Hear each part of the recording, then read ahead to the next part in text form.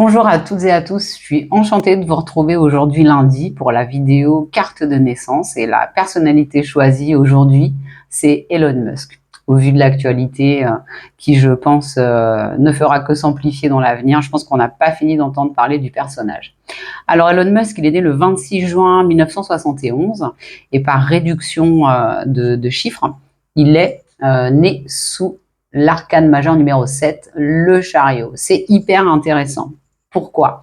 Parce que cette carte du chariot, elle nous parle d'être son propre pilote, de partir à la conquête de trois petits points, sa mission de vie, voilà, son destin, sa destinée finalement. Ça nous parle de vitesse, d'action, de détermination, de mobilisation, de réussite, de voyage, et ça c'est intéressant, de confiance, de volonté, de contrôle. En une phrase, ça serait je choisis mon futur. Et puis, c'est aussi une carte qui nous parle d'élan. Pourquoi? Parce qu'on a alors là deux sphinx, mais sur certaines cartes, on a des chevaux qui sont au point mort. Hein. Ils avancent pas. Donc forcément, il y a une idée d'élan à prendre pour pouvoir partir à la conquête de son futur, de sa destinée, de sa propre vie, de ce pourquoi il est né en fait, hein, et pourquoi il s'est incarné voilà, sous cette carte-là. Alors du côté de la polarité, dans la polarité un petit peu plus négative, ben, ce chariot, c'est une carte qui va nous parler de prendre parfois une mauvaise direction, de manque de concentration, de manque d'autodiscipline. Il annonce qu'il est atteint du syndrome d'Asperger, qui est une certaine forme d'autisme, donc ça peut coller effectivement. Et puis c'est une carte qui nous parle aussi à l'envers d'effondrement, de crise. On n'arrive pas à faire avancer cette voiture. On l'appelle le chariot parce qu'on n'oublie pas que le tarot vient du Moyen-Âge, mais aujourd'hui, ça pourrait tout à fait être une Tesla, hein, par exemple. Alors, est-ce que ça avance les Tesla? Est-ce que ça avance pas? S'il y a des propriétaires de Tesla, n'hésitez pas à mettre des petits commentaires. Alors, j'ai choisi plusieurs dates pour vous parler un petit peu plus du personnage et puis surtout de sa vie. J'ai choisi 2022, qui est une année où il était finalement sous la carte de la justice, hein, l'arcane majeure de la justice. C'était sa carte pour 2002. Et en 2002, il a racheté PayPal et il a fondé SpaceX. Donc, cette carte de la justice nous montre bien une année de papier, de paperasse, en lien avec la justice, donc de statut de société, de notaire, d'avocat, certainement de négociation, de gros mouvements de fonds, parce que c'est tout ce qui va être en lien finalement avec la carte, enfin, avec la justice des hommes, donc tous les papiers en lien finalement avec des sociétés, des rachats, des ventes, etc. Même si c'est pas la seule année. En tout cas, voilà, c'était une grande année pour lui. L'année 2002, PayPal existe encore. SpaceX, j'ai pas été regarder si ça existait encore, mais en tout cas, SpaceX c'est une grande entreprise et ça lui a donné beaucoup d'élan. Justement, donc j'ai trouvé cette date assez intéressante. En 2004, il devient actionnaire de Tesla, mais bizarrement, en 2004, il est sous l'arcane majeur de la mort. Alors, et effectivement, il devient PDG, mais que en 2008. Donc, je pense que cette carte de la mort montrait qu'il devait y avoir un nettoyage à faire pour pouvoir faire advenir pleinement derrière la chose en question. Donc, il a mis 4 ans finalement pour passer de actionnaire à PDG. Et en 2008, il avait la carte de la force quand il est devenu PDG.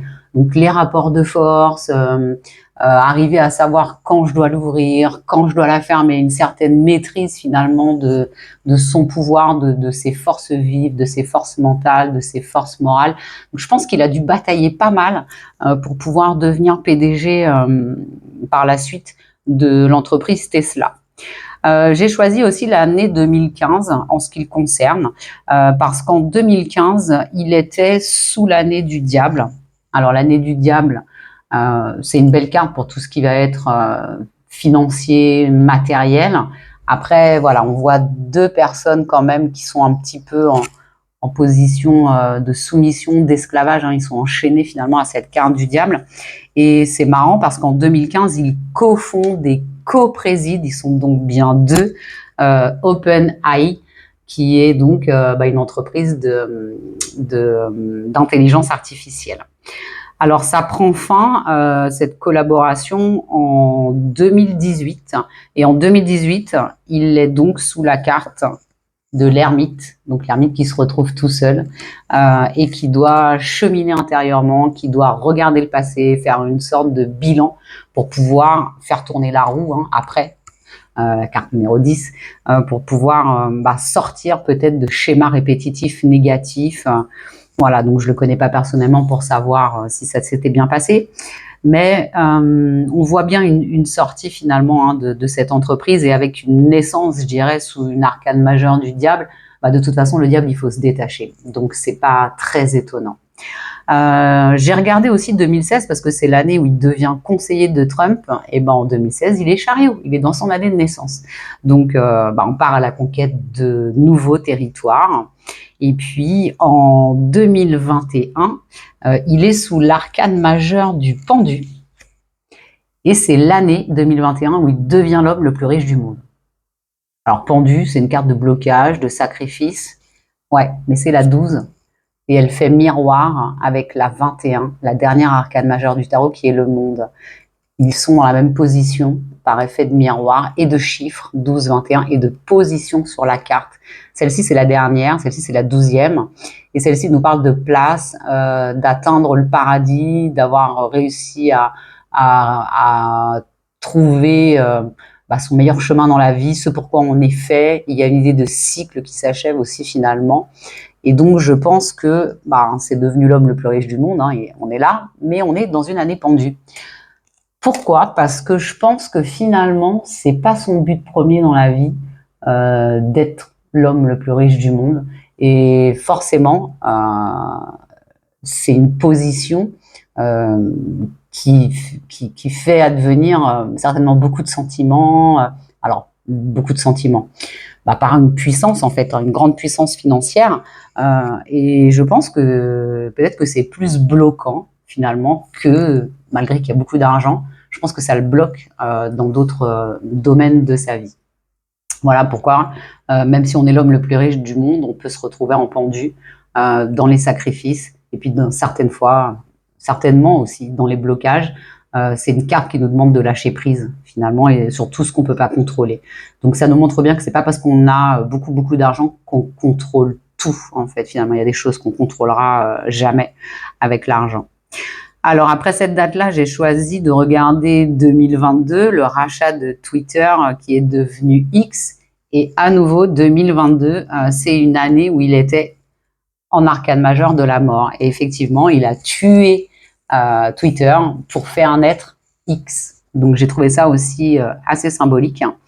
En 2024, cette année, il est à nouveau sous l'arcane majeure du diable.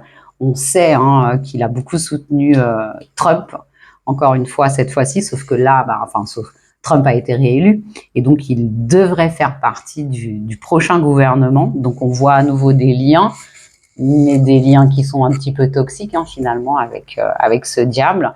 Et donc en 2025, il sera sous l'arcane majeur de la tour, et ça nous parle de choses inattendues, alors de choses au départ peut-être mauvaises, mais qui seront peut-être un mal pour un bien. En tout cas, la tour, elle s'effondre, elle se déconstruit. C'est symboliquement la tour de Babel. Donc ceux qui connaissent l'histoire de la tour de Babel, c'est une chaîne humaine qui a voulu se faire la courte échelle pour arriver plus vite à Dieu, au divin, à l'univers, à ma plus haute forme d'authenticité, de spiritualité. Et Dieu aurait poussé les nuages et jeté la foudre en disant non, c'est pas comme ça, ça se travaille, cette atteinte de Graal, de développement personnel ultime. Et donc à partir de maintenant, par l'éclair, il a cassé cette chaîne humaine, tous les humains sont retombés à terre, et il leur a dit à partir de maintenant, vous parlerez différentes langues. Comme ça, avant de fomenter des trucs pour grimper là-haut plus vite, déjà il y aura la barrière de la langue. Donc cette tour, ça nous montre quand même une année où il pourrait y avoir des événements soudains et inattendus dont il sera victime, mais qui par la suite, c'est déconstruire, la tour va s'effondrer, déconstruire tout ce qui n'est plus pour pouvoir reconstruire plus authentiquement. Et symboliquement, la tour, ça nous parle aussi d'élévation, mais peut-être aussi un petit peu d'isolement. Alors, je suis pressée, oui et non, de voir ce qui va se passer pour lui en 2025, mais on n'est pas à l'abri d'un événement soudain inattendu qui peut être un petit peu destructeur quand même, mais ça laissera une place nette pour pouvoir reconstruire derrière quelque chose d'autre.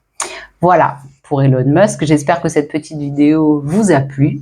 N'hésitez pas à liker, à partager, à vous abonner. N'hésitez pas à vous abonner aussi sur ma chaîne Instagram puisque je publie beaucoup. Je suis assez active enfin très active même sur Instagram. Je vous poste vos taroscopes par signe astrologique. Vont bientôt sortir les grands taroscopes de l'année 2025. Il y a des lives que je fais avec Karine, fan de Astro, qui est ma binôme astrologue, 2 fois par mois, un live sur le signe du mois et puis un live avec notre méthode à 4 mains où on prend quelques questions en direct.